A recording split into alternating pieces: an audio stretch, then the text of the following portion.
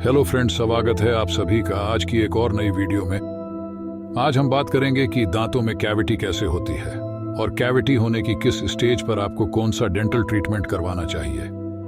इसके अलावा बहुत लोगों को ये डाउट होता है कि वो अपने दांतों की सफाई ठीक से कर तो रहे हैं, पर फिर भी कैविटी क्यों हो रही है। साथ ही साथ हम आपको बताएंगे कि स्टेप बाय स्टेप कैविटी कैसे होती है और उस दौरान हमें क्या ट्रीटमेंट करवाना चाहिए। तो चलिए शुरू करते हैं। जैसा कि आप दांत की पिक्चर देख पा रहे हैं कि व्हाइट कलर की जो लेयर है उसे इनेमल कहा जाता है।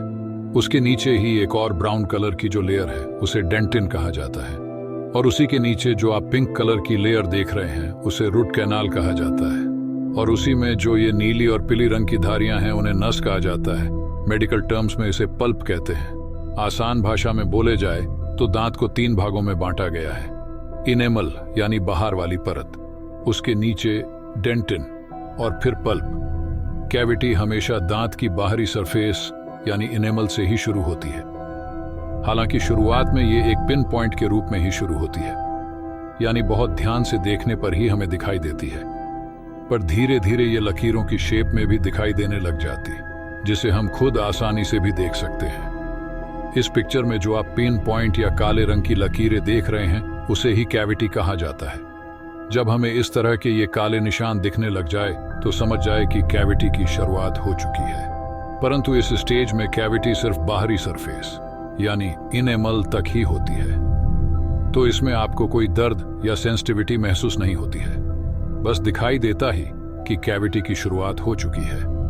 और अगर आप इस स्टेज पर ट्रीटमेंट ले लेते हैं तो सिर्फ फीलिंग से ही इलाज हो जाता है और कैविटी आगे नहीं जाती। तभी डेंटिस्ट सलाह देते हैं कि कैविटी होते ही फीलिंग करवा लेनी चाहिए। यदि आप इस स्टेज पर ट्रीटमेंट नहीं लेते हैं तो धीरे धीरे कैविटी डेंटिन तक पहुंच जाती है। इस स्टेज में आप जब ठंडा या गर्म कुछ पिएंगे या खाएंगे तो आपको तेज सेंसिटिविटी फील होगी। ध्यान रखने वाली बात यह है कि सेंसिटिविटी सिर्फ कुछ सेकंड्स के लिए महसूस होगी, यानी कुछ सेकंड्स के लिए ही आपको झनझनाहट फील होगी। और ऐसा भी हो सकता है कि जब आप सुबह उठकर ठंडा या गर्म कुछ खाएं या पिएं तो आपको हल्की सेंसिटिविटी फील हो, और धीरे धीरे जैसे आप खाते या पीते जाए तब सेंसिटिविटी फील होना बंद हो जाए।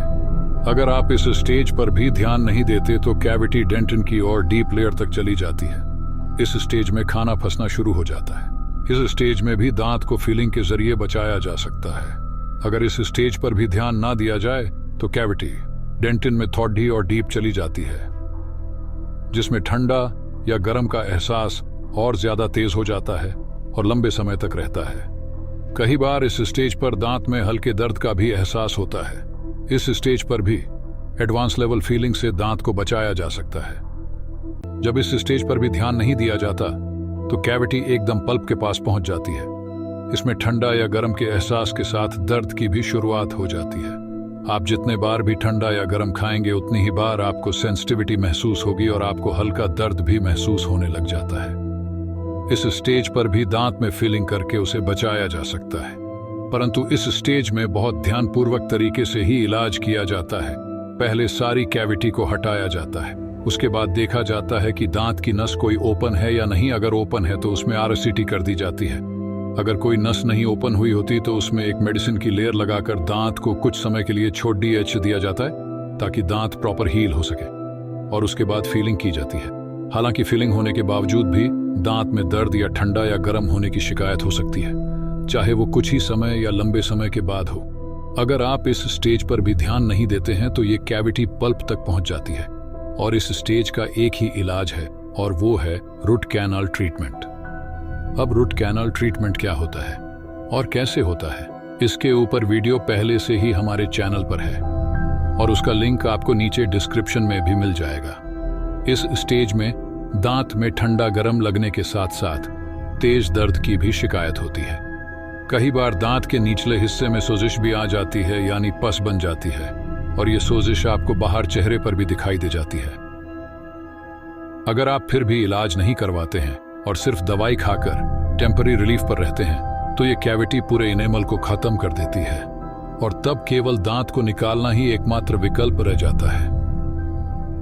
कुछ केसेस में कैविटी 2 दांतों के बीच से भी शुरू होती है, और ये बहुत ज्यादा फास्ट स्प्रेडिंग होती है क्योंकि उस साइड दांत की बाहरी सरफेस यानी इनेमल बहुत ही थिन लेयर में होता है। ऐसे केसेस में कैविटी साथ वाले दांत में भी होना शुरू हो जाती है, जिसकी वजह से एक और दांत खराब हो जाता है। इसीलिए कैविटी होने पर अपने नजदीकी डेंटिस्ट को जरूर दिखाएं ताकि समय रहते पूर्व दांत का इलाज हो सके और आप लंबे समय तक खा पाएं। कुछ लोग ये भी सोचते हैं कि दांत को निकलवाना ही एकमात्र इलाज है क्योंकि धीरे धीरे सभी दांत निकलने ही हैं, परंतु वो इस बात पर गौर नहीं करते कि जितना पैसा वो धीरे धीरे सारे दांत निकलवाने में और उसके बाद पूरा जबड़ा लगवाने में वेस्ट करेंगे, उतने कम पैसे में ही वो अपने दांत का इलाज करवाकर सब कुछ खा पी सकेंगे क्योंकि अपने दांतों से खाने का मजा ही कुछ और होता है। अगर आपको वीडियो अच्छी लगी हो तो उसे लाइक जरूर करें और हमारे चैनल को सब्सक्राइब करें।